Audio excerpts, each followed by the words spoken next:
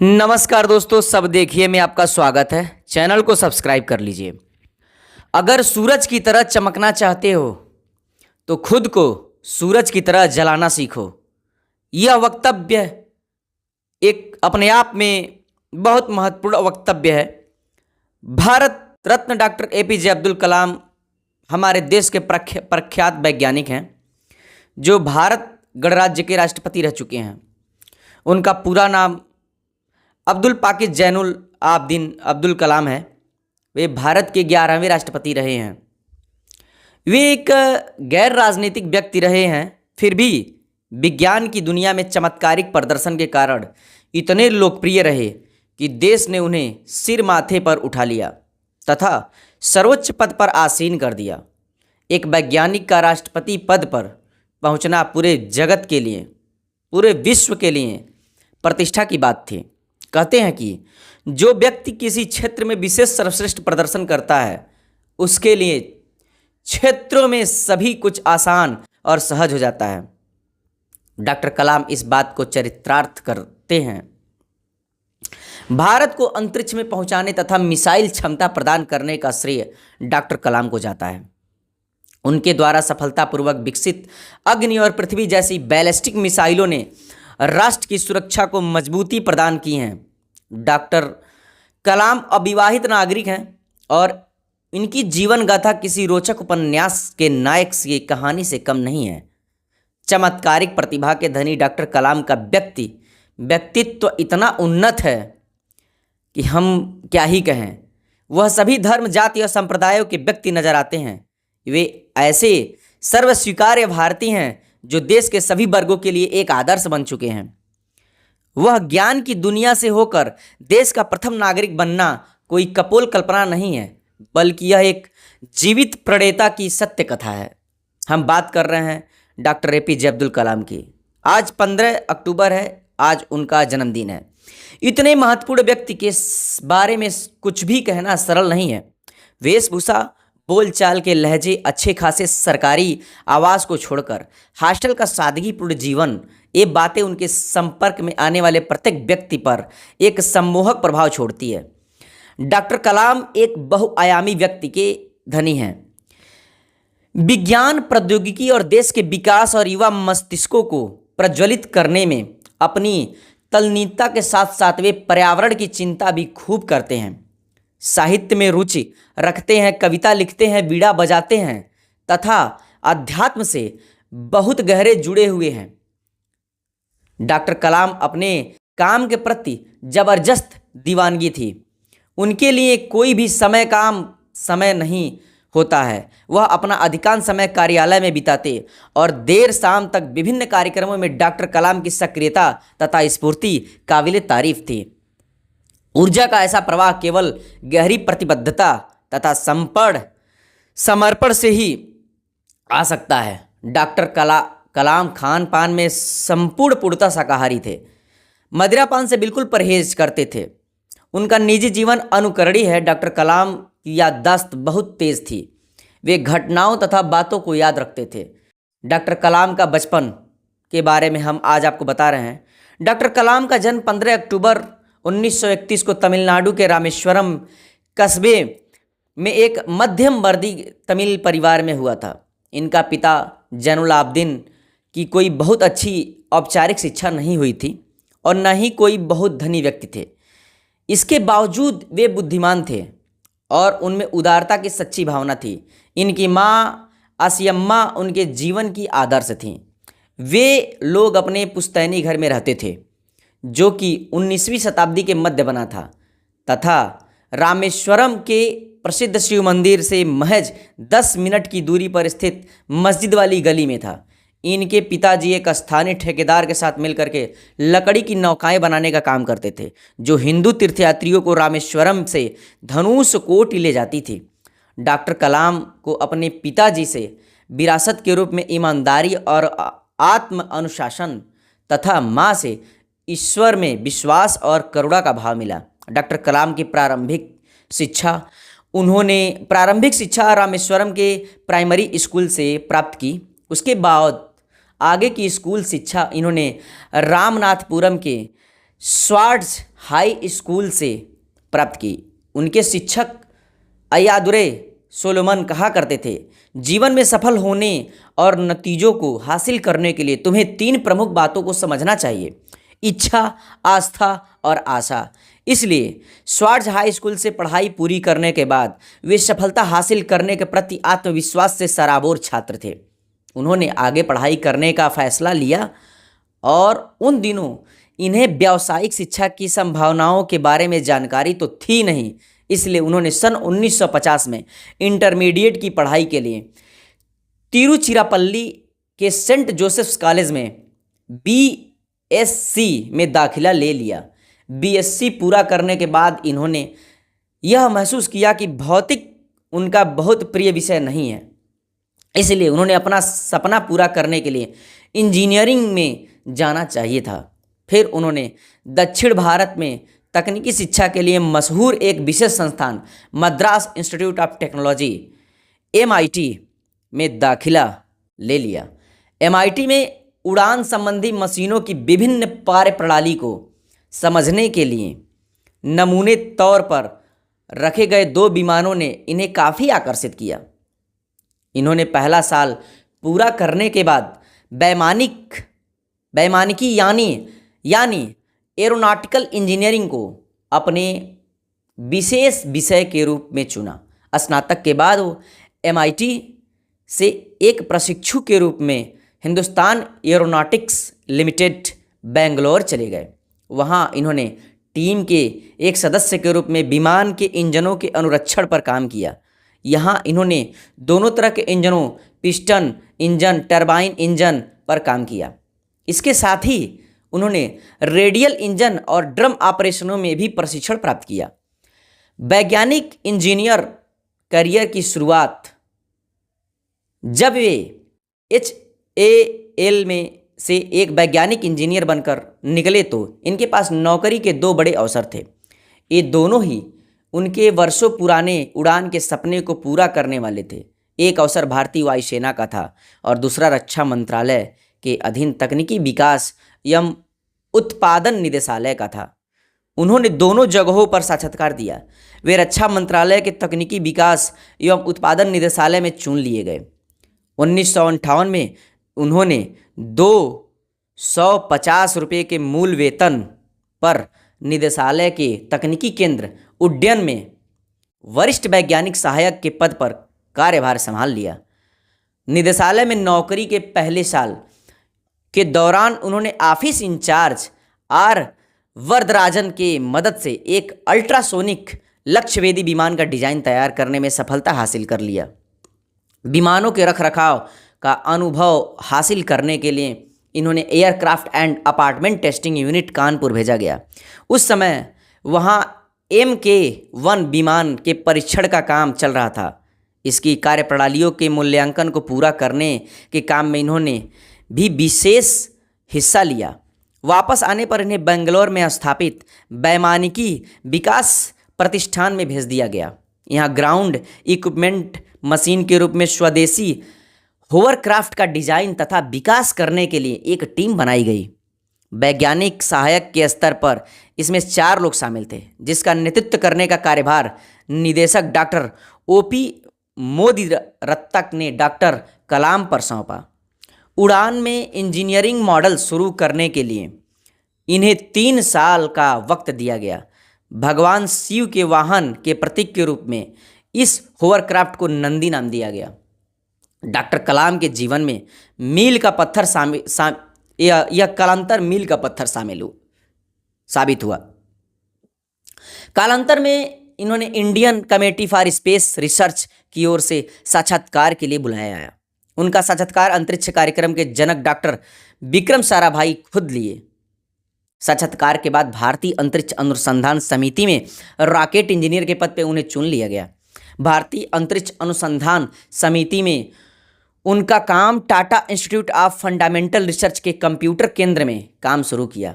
सन 1962 में भारतीय अंतरिक्ष अनुसंधान समिति ने केरल में त्रिवेंद्रम के पास थुम्बा नामक स्थान पर रॉकेट प्रक्षेपण केंद्र स्थापित करने का फैसला किया। थुम्बा को इस केंद्र के लिए सबसे उपयुक्त स्थान के रूप में चुना गया था क्योंकि यह स्थान पृथ्वी के चुंबकीय अक्ष के सबसे करीब था। इसके बाद शीघ्र ही डॉक्टर कलाम को रॉकेट प्रक्षेपण से जुड़ी तकनीकी बातों का प्रशिक्षण प्राप्त करने के लिए अमेरिका में नासा भेजा गया। यह प्रशिक्षण 6 महीने का था। जैसे ही डॉक्टर कलाम ने नासा से लौटे 21 नवंबर 1963 को भारत का नाइक अपाचे नाम का पहला रॉकेट छोड़ा गया। यह साउंडिंग रॉकेट नासा में ही बना था।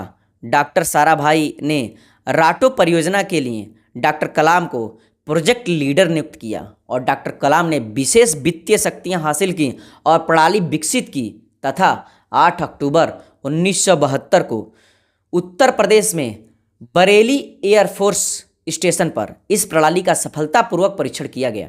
उनके जीवन का अगला बड़ा अवसर तब आया जब डॉक्टर कलाम को भारत के सैटेलाइट लॉन्च व्हीकल SLV परियोजना का प्रबंधक बनाया गया। हम आपको बताते चलें, परियोजना प्रमुख के रूप में नामांकित करना एक सम्मान भी था और चुनौती भी था।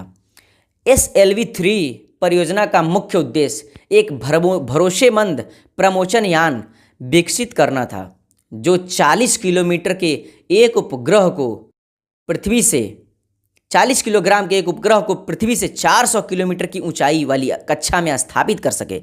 इसमें एक बड़ा काम था। यान के चारों चरणों के लिए एक रॉकेट मोटर सिस्टम का विकास, हाई एनर्जी प्रोपेलेंट के इस्तेमाल से सक्षम रॉकेट मोटर सिस्टम में इस्तेमाल के लिए 8.5 टन प्रोपेलेंट ग्रेन निर्मित किया जाना था। एक अन्य कार्य था नियंत्रण और मार्गदर्शन। यह एक बड़ी परियोजना थी जिसमें 250 उपविभाग और 40 बड़ी उप प्रणालियाँ शामिल थीं। सभी गतिविधियों में तालमेल बैठाना और टीम का कुशल नेतृत्व करना डॉक्टर कलाम के लिए एक चुनौती थी। अंततः कड़ी मेहनत के बाद 18 जुलाई 1980 की सुबह 8:03 पर श्रीहरिकोटा रॉकेट प्रक्षेपण केंद्र से SLV-3 ने सफल उड़ान भरी। इस परियोजना की सफलता ने डॉक्टर कलाम को राष्ट्रीय पहचान दिलाई और इस उपलब्धि के लिए उन्हें भारत सरकार द्वारा 26 जनवरी 1981 को पद्म भूषण से सम्मानित किया गया। उन दिनों रक्षा अनुसंधान तथा विकास प्रयोगशाला में एक ऐसे नेतृत्व की जरूरत थी जो कार्य को गति प्रदान कर सके और मिसाइलों के विकास का काम तेजी से आगे बढ़ा सके। प्रोफेसर राजा रमन्ना ने डॉक्टर कलाम के सामने गाइडेड मिसाइल और डेवलपमेंट प्रबंधक ग्राम को अपने हाथ में लेने का प्रस्ताव रखा। इस चुनौतीपूर्ण प्रस्ताव को डॉक्टर कलाम ने सहर्ष स्वीकार किया। फरवरी 1982 में डॉक्टर कलाम को DRDL का निर्देशक नियुक्त किया गया। अन्ना विश्वविद्यालय मद्रास ने इन्हें डॉक्टर ऑफ साइंस की मानक उपाधि से सम्मानित किया। एरोनॉटिकल इंजीनियरिंग में डिग्री हासिल करने के करीब 20 साल बाद यह मानक उपाधि डॉक्टर को प्राप्त हुआ। डॉक्टर कलाम ने रक्षा मंत्री के तत्कालीन वैज्ञानिक सलाहकार डॉक्टर VS अरुणाचलम के मार्गदर्शन में integrated guided missile development programme का प्रस्ताव तैयार किया। स्वदेशी मिसाइलों के विकास के लिए एक स्पष्ट और सुपरिभाषित मिसाइल कार्यक्रम तैयार करने के लिए उद्देश्य से डॉक्टर कलाम की अध्यक्षता वाली एक कमेटी बनाई गई। इस परियोजना के प्रथम चरण में एक नीची ऊंचाई पर परंतु मार करने वाली टैक्टिकल कोर व्हीकल मिसाइल, जमीन से जमीन पर रॉकेट माध्यम की दूरी तक मार कर सकने वाली मिसाइल के विकास और उत्पादन पर जोर था। दूसरे चरण में जमीन से हवा में मार कर सकने वाली मिसाइल, तीसरी पीढ़ी की टैंक भेदी गाइडेड मिसाइल और डॉक्टर कलाम के सपने re entry experiment launch vehicle REX का प्रस्ताव रखा गया था। जमीन से जमीन पर मार करने वाली मिसाइल प्रणाली में पृथ्वी और टैक्टिकल कोर व्हीकल मिसाइल को त्रिशूल नाम दिया गया। जमीन से हवा में मार करने वाली रक्षा प्रणाली को आकाश और टैंक रोधी मिसाइल परियोजनाओं को नाग नाम दिया गया। डॉक्टर कलाम ने अपने मन में संजोए रेक्स के बहुप्रतीक्षित सपने को अग्नि नाम दिया। 27 जुलाई 1983 को IGMDP की औपचारिक रूप से शुरुआत की गई। मिसाइल कार्यक्रम के अंतर्गत पहली मिसाइल का प्रक्षेपण 16 सितंबर 1985 को किया गया। इस दिन श्रीहरिकोटा स्थित प्रशिक्षण रेंज में त्रिशूल को छोड़ा गया। यह एक तेज प्रतिक्रिया प्रणाली है जिसे नीची उड़ान भरने वाले विमानों, हेलीकॉप्टरों तथा विमान भेदी मिसाइलों के खिलाफ इस्तेमाल किया जा सकता है। 25 फरवरी 1988 को दिन 11:23 पर पृथ्वी को छोड़ा गया। यह एक देश में रॉकेट विज्ञान के इतिहास में एक युगांतरकारी घटना थी। यह 150 किलोमीटर तक 1000 किलोमीटर पारंपरिक विस्फोट सामग्री ले जाने की क्षमता वाली जमीन से जमीन पर मार करने वाली मिसाइल है। 22 मई 1989 को अग्नि का परीक्षण किया गया। यह लंबी दूरी फ्लाइट व्हीकल के लिए एक तकनीकी का प्रदर्शक था। साथ ही आकाश 50 किलोमीटर की अधिकतम अंतर्रोधी रेंज वाली मध्यम की वायु रक्षा प्रणाली और उसी प्रकार नाग टैंक भेदी मिसाइल जिसमें दागो और भूल जाओ तथा ऊपर से आक्रमण करने की क्षमताएं हैं। डॉक्टर कलाम की पहल भारत द्वारा एक रूसी कंपनी के सहयोग से सुपरसोनिक क्रूज मिसाइलें बनाने का काम शुरू किया गया। फरवरी 1998 को भारत और रूस के बीच समझौतों के अनुसार भारत में ब्रह्मोस प्राइवेट लिमिटेड की स्थापना की गई और ब्रह्मोस एक सुपरसोनिक क्रूज मिसाइल है जो धरती, समुद्र, हवा कहीं भी दागी जा सकती है। यह पूरी दुनिया में अपने तरह की एक खास मिसाइल है जिसमें अनेक खूबियां शामिल हैं। वर्ष 1990 के गणतंत्र दिवस के अवसर पर राष्ट्र ने अपने मिसाइल कार्यक्रम में सफलता पर खुशी मनाई और डॉक्टर कलाम और अरुणाचलम को भारत सरकार द्वारा पद्म भूषण से सम्मानित किया गया। अक्टूबर 1992 से दिसंबर 1999 तक रक्षा मंत्री के वैज्ञानिक सलाहकार और defence research and development organisation DRDO के महानिदेशक के रूप में डॉक्टर कलाम को अनुसंधान एवं विकास के सभी प्रयोगशालाओं का मार्गदर्शन करने और फलदायी संभावित परियोजनाओं की प्रगति पर निगरानी रखने का संपूर्ण दायित्व प्राप्त हुआ। सन 1997 में भारत रत्न की उपाधि प्रदान की गई और भारत ने 13 मई 1998 में राजस्थान के पोखरण में दूसरी बार कुल 5 सफल परमाणु परीक्षण किए। इसके पहले 18 मई 1974 को पोखरण में भारत ने पहला प्रायोगिक परमाणु परीक्षण किया था। ऑपरेशन शक्ति के अंतर्गत 1998 में किए गए परीक्षणों के बाद भारत में खुद को परमाणु शक्ति संपन्न राष्ट्र घोषित किया। इन परीक्षणों में परमाणु ऊर्जा विभाग तथा रक्षा अनुसंधान एवं विकास संगठन की सामूहिक भूमिका थी। इसमें डॉक्टर कलाम की बड़ी ही अहम भूमिका थी। डॉक्टर कलाम ने अपनी समस्त ऊर्जा को राष्ट्र निर्माण की दिशा में लगाने के लिए दिसंबर 1999 में DRDO को छोड़ने का फैसला किया, क्योंकि पद की सीमाएं उन्हें रोकती थीं, परंतु सरकार उन्हें छोड़ना नहीं चाहती थी। उन्हें इंडिया मिलेनियम मिशन नामक परियोजना में अपने विजन 2020 को कार्यान्वित करने के लिए कहा गया। उन्हें सरकार में कैबिनेट मंत्री का दर्जा दिया गया और भारत सरकार के प्रमुख वैज्ञानिक सलाहकार का पद दिया गया। 2001 तक इस पद पर रहे। भारत के 11वें राष्ट्रपति चुने गए। राष्ट्रपति पद के लिए उम्मीदवार के रूप में नामांकित किए जाने का सभी का स्वागत किया। 18 जुलाई 2002 को संपन्न हुए चुनाव में डॉक्टर कलाम 90% मतों के साथ भारी बहुमत से भारत के 11वें राष्ट्रपति चुने गए। 25 जुलाई 2002 को संसद भवन के अशोक हॉल में राष्ट्रपति पद की शपथ दिलाई गई। उनका कार्यकाल 25 जुलाई 2007 को समाप्त हुआ। अपना अंतिम दिनों तक भी डॉक्टर कलाम काशी हिंदू विश्वविद्यालय और भारतीय प्रबंधन संस्थान शिलांग और भारतीय प्रबंधन संस्थान अहमदाबाद और भारतीय प्रबंधन संस्थान इंदौर में आगंतुक प्रोफेसर बने हुए थे।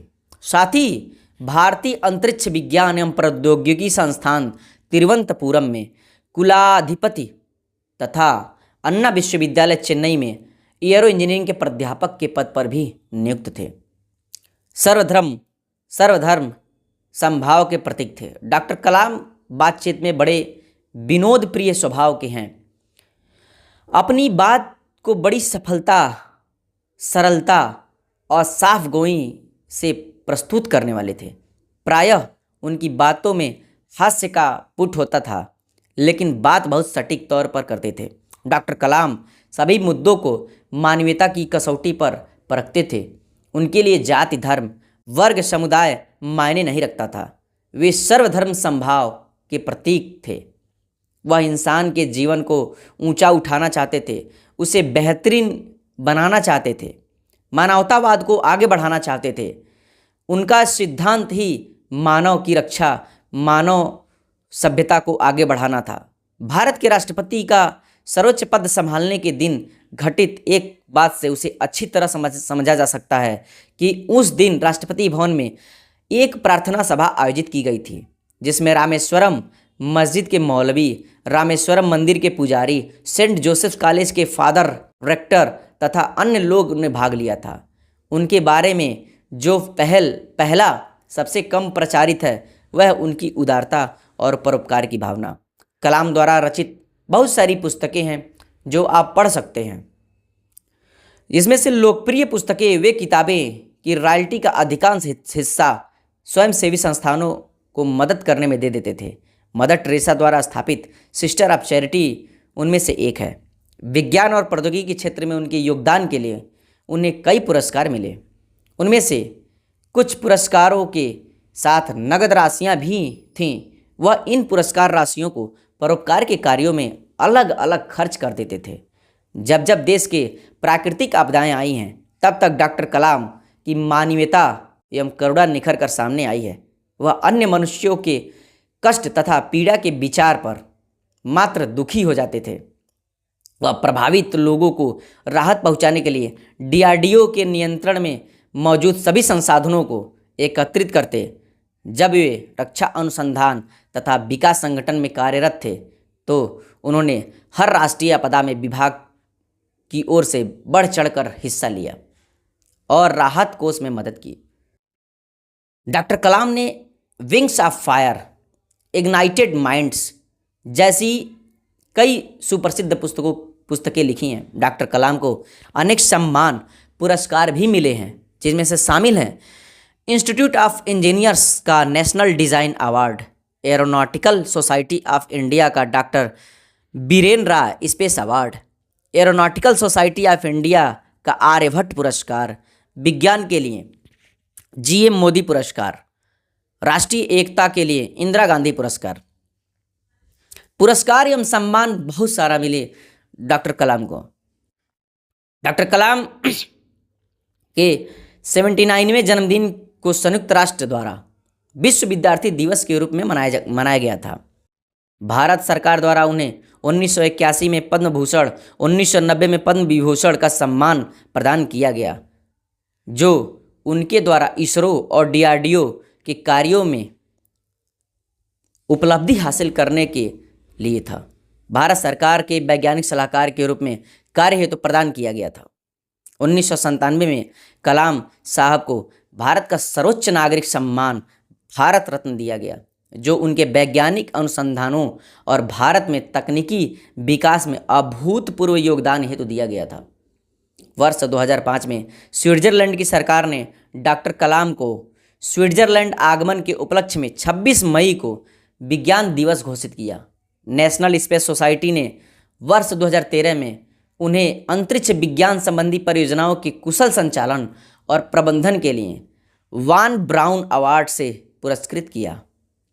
डॉक्टर कलाम का निधन 27 जुलाई 2015 की शाम अब्दुल कलाम भारतीय प्रबंधन संस्थान शिलोंग में